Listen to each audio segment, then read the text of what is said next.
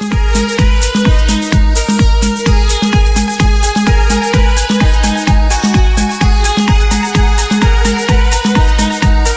ូមស្វាគមន៍និងស្ដាប់តម្រុយឆ្នោតយួនប្រចាំថ្ងៃដើម្បីជាកម្លាំងចិត្តសូមពុកម៉ែបងប្អូនចុច like និងសញ្ញាជាវណ្ណៈមួយផងដើម្បីទទួលបានតម្រុយថ្មីប្រចាំថ្ងៃតម្រុយឆ្នោតយួននៅថ្ងៃនេះគឺថ្ងៃទី15ខែធ្នូឆ្នាំ2025ដើម្បីកុំឲ្យខាតពេលយូរសូមស្ដាប់តម្រុយឆ្នោតពី admin មានលេខ9525177224 CD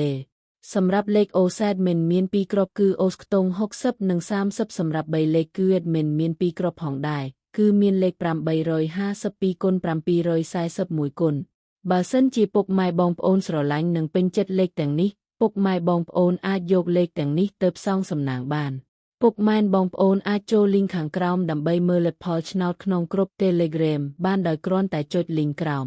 ជាចុងក្រោយសូមជូនពរពុកម៉ែបងប្អូនដែលយកលេខខាង admin ទៅផ្សងសំណាងហេងយើងទាំងអស់គ្នាជូនពរពុកម៉ែបងប្អូនជួបតែសំណាងល្អនិងសុខភាពល្អសូមជម្រាបលាជួបគ្នានៅថ្ងៃស្អែកបន្តទៀត